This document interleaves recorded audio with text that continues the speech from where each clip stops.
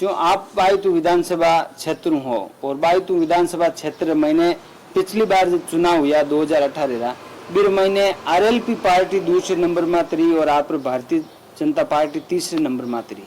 नहीं, अब लोगों को पता है कि ये पार्टी क्या कर रही है। ये पार्टी स्ट्राइकर पार्टी है। आए दिन इस पार्टी के आंदोलन है। कौन मर गया वहां पहुंच करके आंदोलन करो। और कोई आंदोलनकारी पार्टी है। राज करने के लिए और आंदोलन करने में बड़ा अंतर है।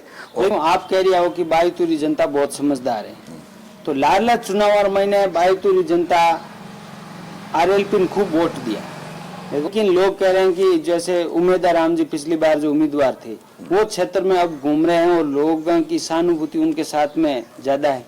नहीं, और एक हेलीकॉप्टर में एक हवाई यात्राएं चल रही थी और हवा में कुछ और दिखाई दे रहा था और इतनी मतलब जो अनजान व्यक्ति थे और राजनीतिक में एक नया लग रहा था कि कुछ और होने जा रहा है।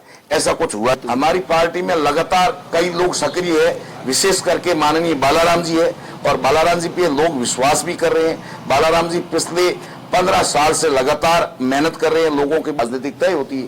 तो आप कह रहे हैं तैयारी कर ली आपने कि बायतू की सीट आप निकालेंगे, मुख्यमंत्री का दावेदार कौन है? हमारी पार्टी की अग्रणी है मैडम, हमारी पार्टी की पूजनीय है और मैडम हम इस पार्टी को मैडम की माताजी ने खड़ा किया है। मैडम इस पेड़ को बहुत बड़ा करके खुश है। मैडम कभी कांग्रेस ने जो कहा है वैसा किया नहीं है। जो कांग्रेस जो कहती है वो करती नहीं। करनी और कथनी में कांग्रेस का शुरू से फर्क है और कांग्रेस जो कहती है वो कभी आज दिन तक कोई काम नहीं किया। जनता के साथ ये धोखा हुआ है। लेकिन नमस्कार, राम राम सा स्वागत है आपरो योगी पुखराज फेसबुक और यूट्यूब चैनल माथे। अबार आपने ध्यान है कि 2 दिन पहला बाड़मेर महीने बहुत विशाल जनसभा हुई और मेरे महीने हेमाराम जी चौधरी परिवार द्वारा आयोजित कार्यक्रम हो और भी कार्यक्रम में मैंने कई लोग क्योंकि वो कांग्रेस पार्टी जो कार्यक्रम है कुमाराम जी चौधरी आप साथ है और आऊँ बातचीत करो मैं आप साथ शेयर करूं। ए भारतीय जनता पार्टियों जुड़ेड़ा है और भारतीय जनता पार्टियों जुड़ेड़ा भी खूब सारा अन्य प्रश्न पूछा कि अबार बाड़मेर महीने भारतीय जनता पार्टी की कई स्थिति है। तो कुमाराम जी राम राम सा। राम राम सा। राम राम राम राम। कुमाराम जी आपरो पूरा नाम और आप प्रॉपर गांव किसो है? साहब मेरा नाम कुंभाराम चौधरी है। मेरा गांव कोड़ू है। विधानसभा क्षेत्र बायतू है। जिला बाड़मेर है। अच्छा, बायतू विधानसभा क्षेत्र बिल्कुल सही है। तो कुमाराम जी पिछले विधानसभा चुनाव में बाड़मेर की जो पोजीशन थी वो कांग्रेस में बहुत ज्यादा सीटें गई है और अब विधानसभा चुनाव है इसी साल। तो विधानसभा चुनाव में आपकी कैसी तैयारी है और इस बार जनता का क्या मूड है, क्योंकि आप क्षेत्र में तो घूमते ही हैं? बिल्कुल सही बात है। पिछली बार सरकार उस टाइम बीजेपी की थी और अभी आज कांग्रेस की सरकार है। कांग्रेस की सरकार ने जो वादा किया वो वादा पूरा नहीं किया। कांग्रेस की सरकार ने लोगों को बलगला दिया कि हम आपको बेरोजगारी भत्ता दे देंगे और कई चीजें जो ऐसी नहीं होने वाली थी वो चीजें कहा कि हम किसानों को ऋण माफ कर देंगे और कुछ इस प्रकार से बाउंडर फैलाते रहे, जिन बाउंडर के बदौलत लोगों ने थोड़ा बहुत विश्वास कर लिया कि हो सके या करा दे। और भी उतरला मैडम वसुंधरा जी 50,000 रुपया किसानों ने माफ करवाया कर्जो। किसान ने देखियो कि कांग्रेस सरकार कहे कि मैं तो 2 लाख रुपया माफ करवा दे। जब भाई 2 लाख करवा दोगे तो और अच्छा है। और बेरोजगार जो स्टूडेंट थे और जो शिक्षित थे जिनको रोजगार नहीं था उनको कहा हम आपको बेरोजगारी बता देंगे, हमारे पास बहुत सारी वैकेंसी, हम आपको रोजगार दे देंगे। इस प्रकार से इन्होंने। आपके हिसाब से कांग्रेस जो सरकार आई है तो वो जनता को बेला के आई है? बिल्कुल, कांग्रेस ने जो कहा है वैसा किया नहीं है। जो कांग्रेस जो कहती है वो करती नहीं। करनी और कथनी में कांग्रेस का शुरू से फर्क है और कांग्रेस जो कहती है वो कभी आज दिन तक कोई काम नहीं किया। जनता के साथ ये धोखा हुआ है। लेकिन अब अशोक जी गहलोत ढोल बजा बजा के कह रहे हैं कि हम जन हितैषी योजना लेके आए हैं, जनता को इसका फायदा होगा, तो इसके बारे में आप क्या कहेंगे? नहीं, बिल्कुल अशोक जी गहलोत साहब अभी जो कह रहे हैं कि हम जन हितैषी योजना लेके आ गए। जन हितैषी योजना लागू कब होगी?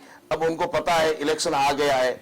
अब हम जो योजनाएं बता रहे हैं वो योजना नहीं तो हमें स्टार्ट करना है, नहीं हमें लागू करना है। हमने लोगों को एक धोखे में डाल देना है ताकि लोग इस योजना पे विचार करें। अगर योजना कोई भी धरातल पे स्टार्ट नहीं है और हम ये बात बता के जा रहे हैं, लोग आने वाली सरकार से आए दिन मांगे करेंगे। ये तो बिल्कुल कांग्रेस सरकार एकदम किसान के साथ और राजस्थान के जो भोले भाले किसान है उनके साथ धोखा करने जा रही है। अच्छा, अब जनता क्या चाहती है? बीजेपी पार्टी क्या करने वाली है? जनता ये सारी चीजें देखा है जनता ने कि भाई किसका राज अच्छा है, किसकी नीति अच्छी है। भाजपा की जो भाजपा ने कहा है वो किया है और जो भाजपा कहती है वो करेगी। और भाजपा के अंदर में जो वो लोग हैं जो अपने जबान से बात करते हैं उसको कायम करते हैं। भाजपा की डिप्लोमेटिक और डिप्लोमेसी पूरे विश्व को प्रभावित करती है। जैसे आपके बाड़मेर में अभी 2 दिन पहले कार्यक्रम हुआ और बहुत बड़ा कार्यक्रम था, वीरेंद्र धाम का शुभारंभ था और इस पर राजनीतिक खूब नेता है, बड़ी संख्या में लोग भी इस जनसभा में पहुंचे। तो लोगों का कहना है कि एक तरीके से ये कांग्रेस का प्रोग्राम था, इसलिए इतने लोग आए। ये जो प्रोग्राम है माननीय श्री हेमाराम जी ने करवाया है। हेमाराम जी ने पहले ही कांग्रेस की रीति नीति और जो कांग्रेस ने काम किया वो सारी चीजें विधान सदन से लेकर के और रास्ते तक, सड़क तक ये बातें रख दी थी कि भाई जो अशोक जी कह रहे हैं वो काम कर नहीं रहे हैं। हेमाराम जी ने कभी भी माननीय मुख्यमंत्री जी पे विश्वास किया नहीं है और विश्वास करते नहीं है। हेमाराम जी का जो क्या कारण क्या है? जो हेमाराम जी लोगों की बिल्कुल जो बात है, हेमाराम जी कहते हैं सही और सत्य। हेमाराम जी के पास झूठ नहीं है। हेमाराम जी जो लोगों के साथ वादे करके आए वो कहते हैं कि काम करो, और हेमाराम जी की रीति नीति में भी ये चीज रही है। और हेमाराम जी की बदौलत ही लोग आए हैं, कोई पार्टी की बदौलत नहीं है। हेमाराम जी ने जो काम किया है वो सभी के क्षेत्र। लेकिन लोग ये कह रहे हैं कि कांग्रेस पार्टी का प्रोग्राम था तभी इतने हजारों लोग आए। नहीं, वो अभी वर्तमान में कांग्रेस से विधायक है, वर्तमान में मिनिस्टर है राजस्थान गवर्नमेंट के, लेकिन उनकी जो बात और जो काम करने का तरीका और जो लोग उनको चाहते हैं उसका ये कारण नहीं है कि वो पार्टी से है या किसी दलीय व्यवस्थाओं से।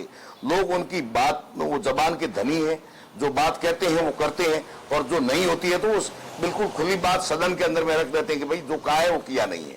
इसलिए हेमाराम जी ने जो काम किया है वो जनहित में, ऐसा नहीं है किसी जाति विशेष में या कोई पार्टी विशेष के फायदे के लिए, कोई पार्टी का कार्यालय नहीं है। ये तो यहाँ मानव विकास के लिए काम किया है। हेमाराम जी तो एक पूजनीय लोग है। हेमाराम जी ने बहुत बड़ा अच्छा काम किया है और सब लोग हेमाराम जी को मानते हैं। लेकिन मैंने खूब लोगों से चर्चा भी की तो लोग कह रहे हैं कि हेमाराम जी कह रहे हैं अब मैं चुनाव नहीं लड़ूंगा। नहीं, एम जी की ये बात बिल्कुल सही और सत्य है। हेमाराम जी कहते हैं कि भाई यंग जनरेशन को मौका दो, नई आने वाली पीढ़ी को मौका दो, लेकिन हेमाराम जी ने कई बार इलेक्शन लड़ने के लिए मना भी किया है। लेकिन कांग्रेस पार्टी की मजबूरी है कि कांग्रेस पार्टी के पास में अन्य उम्मीदवार नहीं होने की वजह से, उम्मीदवार है लेकिन उम्मीदवार उतना सटीक नहीं है। जब हेमाराम जी जो बात कहते हैं, आप भारतीय जनता पार्टी से जुड़े हो, आपसे ये प्रश्न नहीं करना चाहिए, लेकिन मैं आपसे ये प्रश्न करूंगा, अगर हेमाराम जी कांग्रेस पार्टी से अब टिकट नहीं लेते हैं और वो जैसे राजनीतिक से संन्यास ले लेते हैं तो कांग्रेस पार्टी को नुकसान होगा? नहीं, ऐसा तो मैं नहीं कह सकता कि कांग्रेस पार्टी को नुकसान होगा, लेकिन हेमाराम जी का अपना उनका इरादा है, उनकी एज है, उनका जो राजनीतिक जीवन रहा है एकदम साफ सुथरी छवि है, वो अपनी बेदाग राजनीति करते हैं। इसलिए हेमाराम जी संन्यास ले सकते हैं और जनता का उन्होंने सबकी सेवा किया है और करते रहे हैं और आगे भी करेंगे। हेमाराम जी बहुत अच्छे इंसान है और हेमाराम जी हमेशा अच्छे हित की बात करते हैं। पार्टी पॉलिटिक्स में कम विश्वास, सच्चाई पर ज्यादा विश्वास है। सच्चाई पे ज्यादा है। और ये आप कह रहे हैं कि ये हेमाराम जी के कारण ही इतने लोग आए? बिल्कुल साहब, हेमाराम जी के कारण से आए हैं। और हेमाराम जी ने ये किसी पार्टी का कार्यालय नहीं बनाया है या किसी पार्टी के व्यक्ति के लिए ये चीज नहीं बनाई है। ये तो इस क्षेत्र में और आम आदमी के लिए, किसी जाति विशेष के भी लिए नहीं है। जो आप बायतू विधानसभा क्षेत्र हो और बायतू विधानसभा क्षेत्र मैंने पिछली बार जब चुनाव हुआ 2018 बीर महीने आरएलपी पार्टी दूसरे नंबर में रही और आप भारतीय जनता पार्टी तीसरे नंबर में रही। तो आज दिन आप बायतूर में कई पोजीशन है और कौन समूह आगे सक्रिय कार्यकर्ताओं में आप पार्टियों दौड़ रहा है, कितना टिकट मिलना चांस है? बायतू विधानसभा क्षेत्र जब से बाड़मेर से अलग होकर करके बना है, बायतू का एमएलए वही बनता है जो राजस्थान के अंदर में सरकार बनती है और राजस्थान की सरकार का हिस्सेदार होता है। सबसे पहली बात तो ये है। और बायतू के मतदाता इस बात को अच्छी तरह समझते हैं किस पार्टी की सरकार बनने जा रही है, मेरी मत से क्या चीज तय होने जा रही है। इसलिए अंधाधुंध वोटिंग नहीं है। अब इससे पिछली बार 2018 के अंदर में, इससे पहले भाजपा की सरकार थी और 2018 के अंदर में भाजपा वहां कमजोर रही है।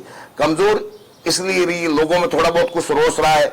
जो आप कह रही हो कि बाईतुरी जनता बहुत समझदार है, तो लाडला चुनाव महीने बाईतुरी जनता आरएलपी ने खूब वोट दिया, देखो इन बार कहीं माहौल है या आपरे पार्टियों की ने खड़ा करनी तैयारी है या पूर्व में तय है कि नहीं है कि भाई ज्यादातर आप क्षेत्र में कौन सक्रिय है? बिल्कुल पार्टी ने तय कर रखा है। पिछली बार 2018 के अंदर में आरएलपी के उम्मीदवार को अच्छे वोट मिले। अच्छे वोट मिलने का मतलब ये नहीं है कि उनका कोई राज स्थापित होने जा रहा था। जनता के कुछ और ख्याल रहे हैं और एक हेलीकॉप्टर में एक हवाई यात्राएं चल रही थी और हवा में कुछ और दिखाई दे रहा था और इतनी मतलब जो अनजान व्यक्ति थे और राजनीतिक में एक नया लग रहा था कि कुछ और होने जा रहा है। ऐसा कुछ हुआ नहीं। अब लोगों को पता है कि ये पार्टी क्या कर रही है। ये पार्टी स्ट्राइकर पार्टी है। आए दिन इस पार्टी के आंदोलन है। कौन मर गया वहां पहुंच करके आंदोलन करो। और कोई आंदोलनकारी पार्टी है। राज करने के लिए और आंदोलन करने में बड़ा अंतर है। लेकिन लोग कह रहे हैं कि जैसे उम्मीदवार राम जी पिछली बार जो उम्मीदवार थे वो क्षेत्र में अब घूम रहे हैं और लोगों की सहानुभूति उनके साथ में ज्यादा है। नहीं, उम्मीदवार जी लगातार क्षेत्र में है, संपर्क कर रहे हैं। लोगों को यह जानकारी है कि माननीय उम्मीदवार जी कौन सी चीज प्रभावित कर देंगे विधानसभा में। वर्तमान में वो जिला परिषद के सदस्य है। जिला परिषद के सदस्य आरएलपी से बने हैं और वोट जाकर के कांग्रेस के पक्ष में किया है। और उनकी जो ऐसी क्या चीज है जो इस एरिया में जो चीज इससे पहले एमएलए नहीं करवा सकता है और ये करवा देंगे, ऐसी मुझे तो कोई डिप्लोमेसी महानता उनके पास दिखाई नहीं दे रही है जिससे कि वो सदन को प्रभावित करके कोई चीज अलग ही करवा दे। जैसे आपकी पार्टी से अभी कौन सक्रिय सबसे ज्यादा बाईतुरी? हमारी पार्टी में लगातार कई लोग सक्रिय है, विशेष करके माननीय बालाराम जी है और बालाराम जी पे लोग विश्वास भी कर रहे हैं। बालाराम जी पिछले 15 साल से लगातार मेहनत कर रहे हैं, लोगों के बीच में आना जाना कर रही हैं, सेवाएं दे रही हैं और बालाराम पे लोग विश्वास भी करते हैं और बहुत ईमानदार छवि, नेक, ईमानदार और साफ सुथरा काम करने वाले हैं। जैसे बालाराम जी का आप नाम ले रहे हो, तो बालाराम जी का क्या भारतीय जनता पार्टी से टिकट फाइनल है बाईतुरी? नहीं, ऐसा तो भाई पार्टी का टिकट तो पार्टी का पार्लियामेंट्री बोर्ड तय करेगा, पार्टी की कमेटी तय करेगी। मतदाता का अपना रुझान है। बालाराम जी अपनी लाइफ में फर्स्ट बार इलेक्शन लड़ेंगे। ये इससे पहले बालाराम जी ने कोई इलेक्शन लड़ा नहीं है। बालाराम जी ने पार्टी में काम किया है, बालाराम जी ने जनता की सेवा किया है और पार्टी और जनता बालाराम जी पे विश्वास करती है और मतदाताओं पे उनका विश्वास है और मतदाताओं के बदौलत ही राजनीतिक तय होती है। तो आप कह रहे हैं तैयारी कर ली आपने कि बाईतुरी की सीट आप निकालेंगे। मुख्यमंत्री का दावेदार कौन है? भारतीय जनता पार्टी के अंदर में मुख्यमंत्री पार्लियामेंट्री बोर्ड तय करेगा और जो पार्टी के अंदर में सदस्य जीत के जाएंगे उसके बाद में कोर कमेटी तय करेगी। पार्टी के अंदर में तय है और पार्टी जिसको मुख्यमंत्री बनाएगी वो ब्रिलियंट आदमी होगा और वो आदमी पश्चिमी राजस्थान का होगा और पश्चिमी राजस्थान का डेफिनेट होगा, इसमें कोई फर्क नहीं। आप कैसे कह सकते हैं कि पश्चिमी राजस्थान से होगा? जैसे पार्टी में अभी जो आपके भारतीय जनता पार्टी में खूब बड़े चेहरे हैं जिसमें विशेष पूर्व मुख्यमंत्री वसुंधरा राजे जो किनके नाम पे वोट मांगेगी? मैडम हमारी पार्टी की अग्रणी है, मैडम हमारी पार्टी की पूजनीय है और मैडम हम इस पार्टी को मैडम की माताजी ने खड़ा किया है। मैडम इस पेड़ को बहुत बड़ा करके खुश है। मैडम कभी भी नहीं चाहती है कि भाई मैं मुख्यमंत्री बनूं। मैडम कहती है मुख्यमंत्री वो होना चाहिए जो जनता का काम करे, जिसको जनता लाइक करे और मैडम हमेशा पार्टी के पक्ष में रही है, पार्टी के पक्ष में रहेगी। हमारी पार्टी मतलब वसुंधरा जी ये कहते हैं कि मैं मुख्यमंत्री नहीं बनूंगी? नहीं, मैडम ने ऐसा तो कभी कहा नहीं है, लेकिन मैडम को पार्टी पे बहुत बड़ा विश्वास है और पार्टी मैडम पे बहुत बड़ा विश्वास कर रही है।